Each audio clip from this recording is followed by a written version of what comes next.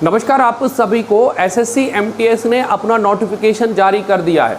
SSC हर साल कई बड़े एग्ज़ाम लेता है, जिसमें सबसे बड़ा एग्ज़ाम में जिससे सबसे बड़े एग्ज़ाम में एसएससी सीजीएल होता है, सीपीओ होता है, फेज 12 होता है, ठीक है। इसके अलावा एसएससी जीडी होता है, ये भी 10वीं पास होता है, ये सारे ग्रेजुएशन लेवल होते हैं। इसके अलावा CHSL दिख रहा है पाठक जी? बहुत बढ़िया। एसएससी CHSL ये जो होता है ये 12वीं पास होता है। तो एसएससी एमटीएस जो होता है वो सबसे कम योग्यता मांगता है, केवल 10वीं पास। फाइनली उसका नोटिफिकेशन आ चुका है। इस वीडियो में हम तमाम तरह की इंपॉर्टेंट चीज़ समझने की कोशिश करेंगे कि आखिर इस नोटिफिकेशन में क्या है। तो ये ऑफिशियल जो है नोटिफिकेशन है, माफ़ कीजिए, ये ऑफिशियल नोटिफिकेशन है जो आपको दिख रहा होगा। अगर हम बात करें डेट की, तो डेट आपको दिख रही होगी कि 27/6 से एप्लीकेशन फॉर्म जो भरे जाएंगे वो 27 तारीख से लेकर के 31 तारीख, पूरा एक महीना आपको मिलेगा फॉर्म भरने के लिए। और ध्यान रखना है, अब एसएससी ने पिछले लगभग 6 महीने से अपने फॉर्म भरने का तरीका बदल दिया है, जिसमें सबसे बड़ा चेंजेस ये है कि आपकी पासपोर्ट साइज फ़ोटो नहीं लगती है, फॉर्म भरने के समय लाइव आपकी फ़ोटो ली जाती है, खैर, और प्रोफाइल बना दी जाती है, जिससे आपको बार बार फॉर्म भरने में सुविधा हो जाती है। आगे बढ़ते हैं। आगे इसमें क्या क्या है, क्लियर है? तो इसमें अगर डेट्स की बात करें तो इसमें पेमेंट की लास्ट डेट जो है वो सारी आप देख ही लोगे। इसके अलावा अगर एग्ज़ाम डेट की बात करें, एग्ज़ाम आपका है अक्टूबर नवंबर में। एग्ज़ाम आपका अक्टूबर नवंबर में है। लगभग आपको 4 से 5 महीने आपको पूरे मिल रहे हैं। जुलाई पूरा मिल रहा है, अगस्त पूरा मिल रहा है, सितंबर, अक्टूबर और नवंबर के तक है। तो लगभग 5 महीने का समय आपको मिल रहा है, जो कि सफिशिएंट है। इसके अलावा हम और चीज़ें समझते हैं, जरा कुछ और चीज़ें इसकी समझते हैं। इसमें क्या क्या है, मल्टीटास्किंग है, ठीक है। एक मिनट, मल्टीटास्किंग स्टाफ के लिए है, मतलब कोई भी व्यक्ति इसको भर सकता है। टेक्निकल का कोई भी जो है काम नहीं है इसमें, मल्टीटास्किंग के लिए है, तो आप आराम से इसका फॉर्म भर सकते हैं। और ज़रा चीज़ें समझते हैं। इसमें अगर हम देखें कि पोस्ट और कितनी है, ठीक है, तो पोस्ट टोटल आप अगर करोगे तो एमटीएस में आपको साफ साफ पोस्ट दिख रही होंगी 4,887, और अलग सीबीएन में दिख रही होंगी 3,439। तो कुछ इस तरह की आपको पोस्ट देखने को मिल सकती हैं इसमें, क्लियर है। आगे बढ़ते हैं। आगे अगर हम देखें तो सबसे इंपॉर्टेंट इसमें जो होता है मैं आपको दिखा दे रहा हूँ। मल्टीटास्किंग में ये सारी चीज़ें हैं जो काफ़ी अलग अलग चीज़ें हैं। हम देखेंगे सिलेबस वगैरह और क्या क्या उसमें। एज लिमिट अगर आप देखें, एज लिमिट आप काउंट कर लें जरा, एज कितनी मंगाई गई है। तो एज लिमिट जो है वो आप इस डेट के आधार पर एज लिमिट होगी, ठीक है। तो जो फिक्स की गई है वो 1/8/24 के अकॉर्डिंग जो है एज लिमिट रखी गई है। और इसमें जो है डेट ऑफ बर्थ, आपकी यदि डेट ऑफ बर्थ इसके बाद की है, सॉरी एक मिनट, एज लिमिट थोड़ी सी नीचे है। एज लिमिट की अगर बात करें तो 18 से 25 साल तक, ठीक है। एज लिमिट ये है आपकी 18 से 25 साल तक। मिनिमम जो एज रहेगी वो रहेगी आपको, जन्म जो है 2/8/1999 के बाद हुआ हो और 1/8/2006 के पहले। अगर इसके बीच में आपका जन्म हुआ है तो आप इस फॉर्म को भर सकते हैं। ये इसकी एज लिमिट है। लेकिन ये एज लिमिट किसको है? ये है जनरल कैटेगरी के बच्चों को। अगर आप ओबीसी हैं तो आपको 3 साल का एज रिलैक्सेशन मिलेगा। 3 साल का एज रिलैक्सेशन मतलब आप 96 में 3 साल 2/8/96 के पहले जन्म हुआ। अगर आप SC ST से तो आपको 5 साल का एज रिलैक्सेशन मिलेगा, मतलब 94, क्लियर है। तो यहाँ पर जो है एज इस तरह से फ्लैक्चुएट होती रहती है, मतलब ज़्यादा एज के लोग इस तरफ बढ़ सकते हैं, ठीक है। आगे बढ़ते हैं। ये लिखा है साफ साफ, SC SC वालों को 5 साल की और OBC वालों को 3 साल का एज रिलैक्सेशन मिलेगा, क्लियर है। इतनी बात आ गई होगी समझ में। आगे और चीज़ें ज़रा समझ लेते हैं। अलग अलग वेरिएंस के लिए अगर आपको एक्सपीरियंस है तो बाकी सब एज रिलैक्सेशन अलग अलग है। किसी भी एग्जाम को जब आप भरते हैं तो सिलेबस सबसे इंपॉर्टेंट होता है।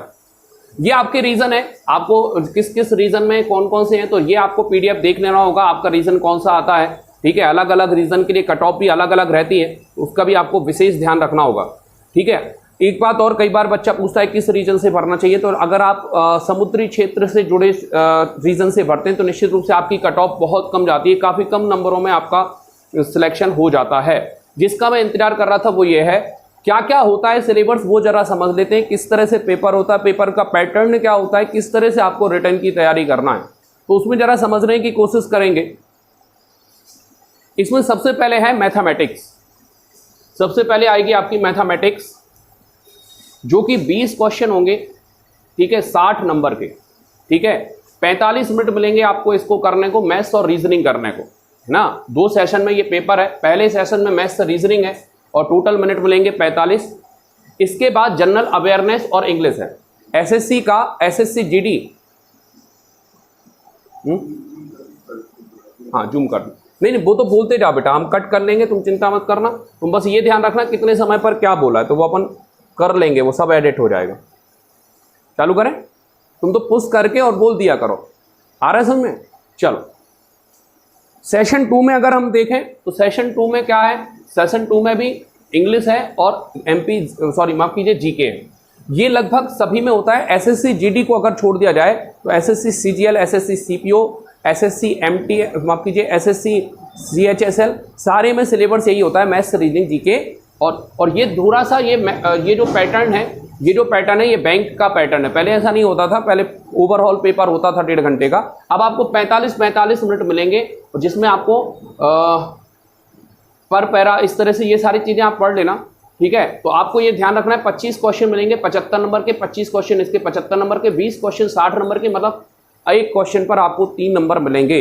इस तरह से ये पेपर होगा। अगर काउंट करें तो 140 नंबर का पेपर आपका टोटल होने वाला है। क्लियर है। और आगे बढ़ते हैं और देखते हैं चीज़ें। ये सबसे इंपॉर्टेंट होता है सिलेबस। एज लिमिट में आपको बता ही चुका हूँ, ठीक है। डिटेल सिलेबस है, ये भी आप चाहो तो लिख सकते हो। वैसे डिटेल सिलेबस में हमेशा अपने बच्चों को मना करता हूं कि भाई साहब इस चक्रों में बिल्कुल मत पढ़ना कि ये जो लिख दिया है वही आएगा, ऐसा कतई नहीं है। उनने संभावित टॉपिक लिख देते हैं, अगर आप डिटेल में पढ़ोगे तो आपको मिल जाएगा, ठीक है। ऐसा मत समझना कि उन्होंने डिटेल लिख दिया तो वही आएगा और कुछ नहीं पूछ सकते, वो स्वतंत्र है कुछ भी को, है ना। तो लगभग आप अगर देखोगे तो परसेंटेज जब वो कहता है कोई व्यक्ति, तो लाभ हानि उसी में होता है, ठीक है। सिंपल इंटरेस्ट उसी में होता है, कंपाउंड इंटरेस्ट उसी में होता है, डिस्काउंट उसी में होता है, सारे चैप्टर उसी में होते हैं। जब कोई कह रहा है माफ कीजिए टाइम, डिस्टेंस और स्पीड, तो उसी में आपका प्रॉब्लम माफ कीजिए रेलगाड़ी आ जाएगा, नदी नाव धारा आ जाएगा, दौड़ आ जाएगा। तो इनके चक्करों में तो आप पढ़ रहे नहीं कि ये टॉपिक लिखे यही पढ़ना है, आपको तो लगा हर एक चीज़ पढ़ना होगी। ये आपका डिटेल सिलेबस है, चाहो तो आप इसको देख सकते हो या स्क्रीनशॉट आप इसका ले सकते हो, ठीक है। आगे बढ़ते हैं और भी जरा चीज़ें देख लेते हैं। अब चूंकि एमटीएस होता क्या है, मल्टीटास्किंग स्टाफ, कुछ भी काम आपको दे देंगे, आपको कुछ भी करना होगा। तो मल्टीटास्किंग स्टाफ में होता है फिजिकल, ठीक है। सबसे छोटी पोस्ट है एसएससी में। तो यहाँ पर 1600 मीटर 15 मिनट में कवर करना होता है मेल को, ठीक है। ये फिजिकल है, बहुत हार्ड नहीं होता, 1600 मीटर 15 मिनट में हो जाता है। और 1 किलोमीटर 20 मिनट में करना होता है गर्ल्स को, अलग अलग होता है। जब आप रिटर्न निकल जाते हैं तब, क्योंकि आपको ये समझना होगा कि मल्टीटास्किंग मतलब ये नहीं कि आपका काम फिक्स रहेगा। मल्टीटास्किंग, कोई भी टास्क आपको कभी भी जिंदगी में मिलता रहेगा, वो आपको पूरा करना होगा। तो ऐसे में आपको पता है लगभग ये 3rd या 4th ग्रेड की पोस्ट है, तो इसमें इसी तरह से रहता है। हालांकि सैलरी बहुत अच्छी होती है। मैं हमेशा अपने बच्चों से कहता हूँ इसका फॉर्म भरा चेक करो, क्योंकि डिपार्टमेंटल एग्जाम होते हैं और बहुत जल्दी इसमें सिलेक्शन हो जाता है। और ज़रा चीज़ें समझते हैं, ध्यान से देखना जरा। हाइट की अगर बात करें तो मेल के लिए हाइट मंगाई गई है 157.5 और चेस्ट 81 और फुलाकर 5 सेंटीमीटर। मिनिमम चेस्ट जो है वो 81 और फुलाकर जो है 5 सेंटीमीटर होना चाहिए। वहीं लड़कियों के लिए जो हाइट मंगाई गई है वो मंगाई गई है 152, ठीक है। 152 लड़कियों के लिए हाइट है और सेंटीमीटर।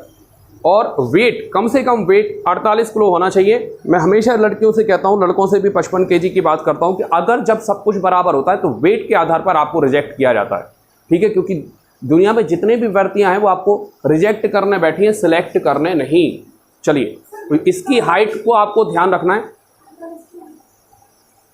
ओके। इसके अलावा कुछ ये सारी चीज़ें आपके काम की है नहीं, ठीक है। बाकी सारी चीज़ें जो हैं ये आईडी कार्ड, आधार कार्ड, ये सब आप चीज़ें जानते ही हो।